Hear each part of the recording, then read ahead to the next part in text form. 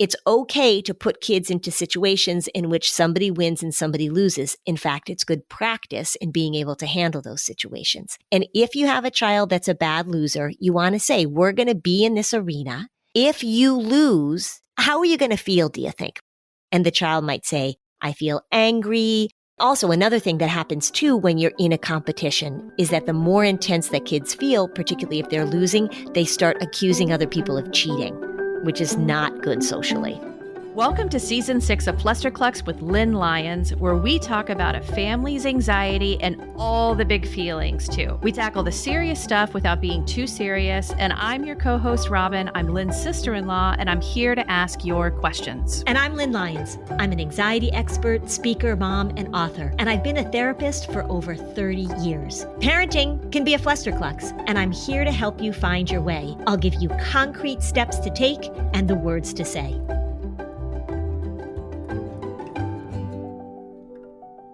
Hey, Lynn, guess what? What? It's Tuesday. So you might wonder, why are we here in your podcast feed on a Tuesday? Yeah, because we're Friday girls. We are Friday girls. You're my gal Friday. You're my gal Friday. We are going to do a couple of mini episodes a month on Tuesdays, and this is the very first one. This is our initial opening mini episode. One of the things that I said to Lynn, because I have been doing this podcast with you now since 2020, and you have changed my life. It's like being in therapy with you because we talk every week, and I've had the benefit of really thinking about all of the principles you teach. And every time I talk with my friends and we talk about problems with our families, with our kids, I realize the language you stick with is always about skill building and the power of skills and looking at ourselves as a combination of different emotional skills. True. Right. Social and emotional skills. We hear that term a lot, like you hear a lot about SEL and social emotional learning. That language is bandied about a lot, but it actually means something. And so when we really focus on what are the skills that we want to build, it's powerful stuff. So in that first season, you mentioned that there's no such thing as self-sabotage. It's that people don't have a certain skill or their skill is pretty weak and they need to strengthen it. Right. And I think this is a game changer. It's not really about personality. It's about skill. Right. And it's about skills that you can use in all sorts of different situations too. Equipping kids, equipping our families with really universal, usable skills that make your relationships better and make your life better. And your emotional management easier. Correct. So these many episodes, we're going to focus on one set of skills. And maybe it's one that your kids need. Maybe it's one that you need a little help with. Because you know what? Adults need to strengthen their skills too. Nobody has every skill down. Yes, and I will emphasize, as usual, that modeling is really powerful. So even if you think like, well, yeah, I got this skill, it's really helpful to think about how you're going to demonstrate it to your kids because you are modeling. So Lynn, today, what is the first skill we are going to talk about? The first skill is how to be not only a good loser, but a good winner. Because one of the things that I hear a lot from families, and remember, like we talk about family fun and enjoying your time together, is that if you can't play a game or have like a fun competition and be able to handle losing in particular, but also winning, then it makes it really hard to have fun. Playing Scrabble, playing checkers, being in Little League, having a game of tag with your friends. If you can't manage that, then people don't want to hang around with you. So many families that I talk to, they say, oh, we'd love to have a game night, but if we play Candyland and our son loses, he flips over the board or he quits in the middle of Parcheesi. Let's talk about some Candyland for a second, because what you just said, and when you're talking to that family in therapy and they say, well, we can't really have a game night, they're likely thinking it's because of the temperament or the personality of our child who makes this really volatile. But instead, how should we be thinking about this? Well, and certainly the temperament can have a part in it, but you got to parent the kid you got. And so if you have a kid that's got a pretty competitive temperament or a rigid temperament, or if you've got a kid who you have modeled perfectionism and rigidity and winning at all costs, you want to talk very directly. And I think one of the things that'll come across in a lot of these mini episodes that we're talking about skills is that it really is about transparency and talking about the skill you're trying to teach. Don't keep it a secret. So say you've got a kid who has a lot of difficulty with losing and you say, you know what, we're going to practice that. We're going to play checkers or we're going to have a family game night and you are going to either win or lose. Most kids don't have difficulty with winning, although I've been around bad winners. They're kids that gloat or that they're unkind to other kids. Being able to say, in this situation, what are the skills that we have to develop? Losing is harder than winning, of course, but it's the other side of the same coin. There was always a kid who was a bad sport, but he was the kid that when we were playing a game, if things didn't go his way, if he was losing, if we were having some sort of fun game at the pool that we used to go to when we were little, he would be the one that would throw a temper tantrum or quit. And everybody would be like, oh, come on, JJ, come on. Like the kids would be begging him not to have this reaction. It's okay. I'm sure he doesn't listen to the podcast. If we think about being in competition, what you want to say to your kids is that if we are going to enter into this domain, number one is that we have to expect that we're going to have strong feelings because competition brings up feelings or else you wouldn't be competing.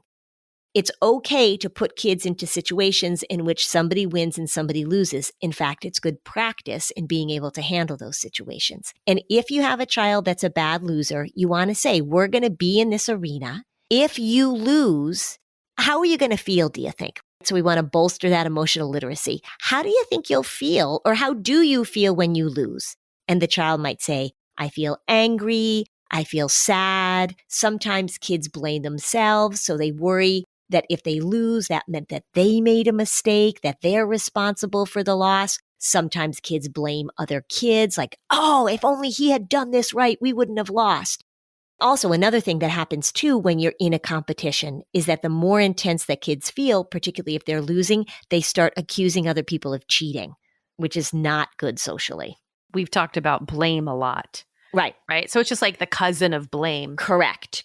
So what you want to do is, first of all, you want to step into this arena. You want to talk to your kids about the feelings they might have. And you might even say, what are the difference between the feelings we have when we win and the feelings we have when we lose? Most kids know these feelings and you can give them the words if they need the words. And then you can say, we're going to experiment by playing a game. So maybe at home, we're going to have a game night. We're going to play Parcheesi. We're going to play Uno, whatever. And when you are losing, we're going to practice handling those feelings. So it might be anger, frustration, sadness. You absolutely want to let your kid have those feelings, but then you want to have them practice with words saying to the person who won, oh, I am so disappointed that I lost, but you played a good game. And you can even say to your kid, what would you say if you lost? What would you say to the person who won? Practice it. Give them the language. Model that for them. Maybe if you're watching professional sports, you're watching a tennis match and they come up to the net at the end and they have a few words with each other. You see at the end of a football game, the one guy searches out the other guy that he used to play with.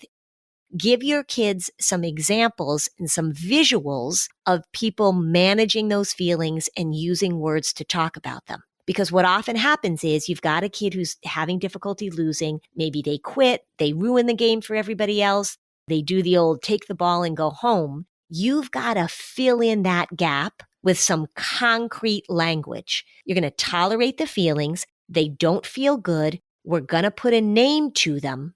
And then we're going to practice what do you say and what do you do when you lose. We want to make it really concrete.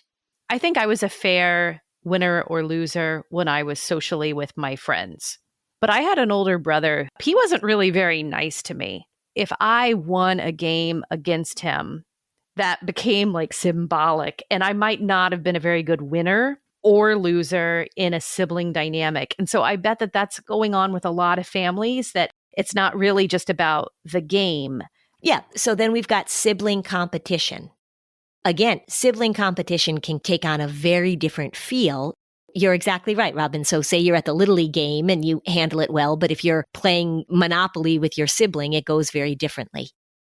It's really helpful and important to talk to kids about how we treat each other when things are not equal, because winning and losing is really stepping into a place where it's not equal.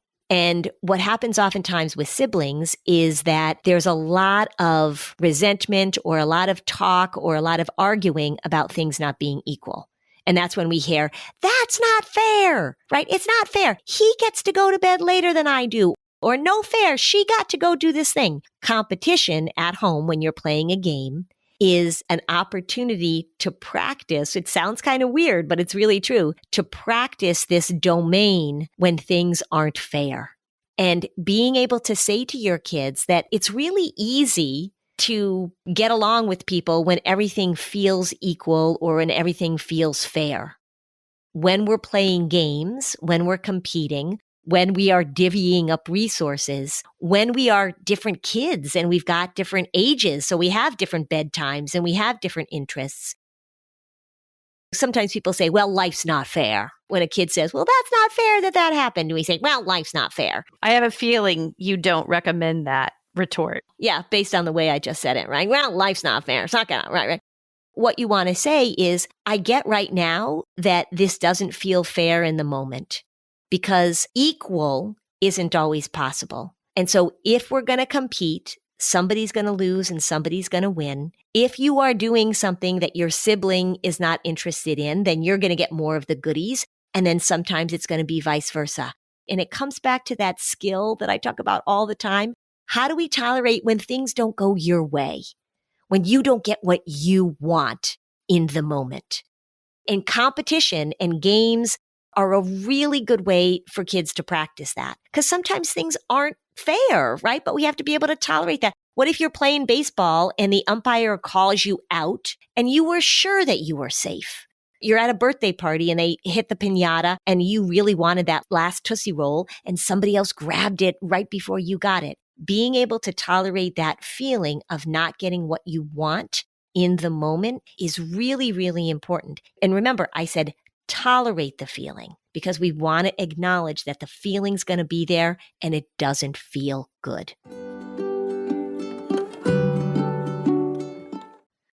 Hey, everybody, we are right knee deep in the holiday gift buying and gift giving season. And boy, I think the Skylight Frame is a gift you've got to consider. What it does is it allows families to send photos very simply, just with an email address, to the person who has the Skylight Frame. So imagine this. You've got your parents are in a different part of the country, or the family is spread out across the globe. Everybody gets the email address. You send a picture to the email and it shows right up on the frame. You can even preload photos onto the frame before you give it to the people that you love. I love gifts that connect people, that are meaningful, that look great, that show you care, that people are going to really, really treasure. The Skylight Frame is that gift. As a special limited time offer for our listeners, you get $15 off your purchase of a Skylight Frame when you go to skylightframe.com/fluster. To get $15 off your purchase of a Skylight Frame, just go to skylightframe.com/fluster. That's skylightframe.com/fluster. It is definitely the season where people can get sick. But proactively support your family's immune systems and stay ahead of the game with Beekeepers Naturals Propolis Throat Spray and these amazing new Propolis Throat Soothing Lollipops that my son loves. You're telling me that there's a soothing lollipop that we can give our kids? They are delicious. They have a defense-providing propolis. They've got vitamin D and zinc and wildflower honey. They can actually love the taste of a beekeeper's natural product. And we can get what they need into their bodies without battling over something that tastes horrible. They have it in a throat spray that you can always have on hand, but you can include the lollipops inside their lunchbox, and they have 50% less sugar. Vitamin D, zinc, wildflower honey. It soothes kids' throats and it supports their immune systems. Today, Beekeepers Naturals is offering you an exclusive offer. So go to beekeepersnaturals.com/Flusterclux or enter Flusterclux and get 20% off your order. That's Beekeepersnaturals.com/Flusterclux or enter code Flusterclux. Beekeepers Naturals products are also available at Target, Whole Foods, Amazon, CVS, and Walgreens.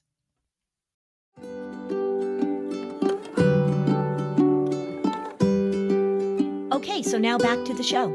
Interestingly, I wasn't really thinking that this is where the episode would go, but of course I now see so many of these skills ultimately kind of fall under the main umbrella of the key preventative skills. So this is ultimately sort of an issue about rigidity and flexibility. Correct. Therefore, if this is really resonating with you when you think about one of your children or those feelings, this is ultimately about rigidity and how do you promote flexibility? Yeah. When kids are bad losers, when kids have a really difficult time tolerating losing, it's very often because they are rigid. They have to have things go a certain way. They're not good at tolerating when the outcome isn't what they want. And it really does come back to rigidity very often. It doesn't feel good to lose, but it's good practice. It's good practice to not get what you want. It's good practice to have to be a gracious loser, to say to somebody, oh, you played a really good game, or, oh my gosh, I can't believe you got that last lucky roll when we were playing Parcheesi. Think about this, parents, as you're playing games with your kids and you're competing. Be aware that teaching them how to lose and having them tolerate the blockade on the Parcheesi board or the person getting the ice cream float on the Candyland board, all of that stuff is good practice for tolerating when things don't go your way. You don't want to raise a child who has the expectation that the world is going to meet their every need, particularly if you want these kids to hang out with other kids, because it ain't going to happen.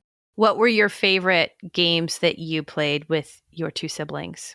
Oh, well, we had some silly games because we made up games a lot. I don't know if they were competitive games. We had this game called Bing It. Ask your husband about Bing It. It was like this Nerf ball that you would hit back and forth. And then we had a lot of contests, I think, too, of physical contests of doing things. Yeah. What did you like to play? Favorite board game of all time is still Clue. We were talking about Clue the other day. My kids were saying that they hate Clue. One of my kids was saying he hates Clue. But I like Clue. That's a good deductive reasoning game. Yeah, I love that one. And I love Scrabble. I used to play Scrabble with my granny. Me too. Yeah, so Scrabble's a great game. So playing games is just a really good thing in families.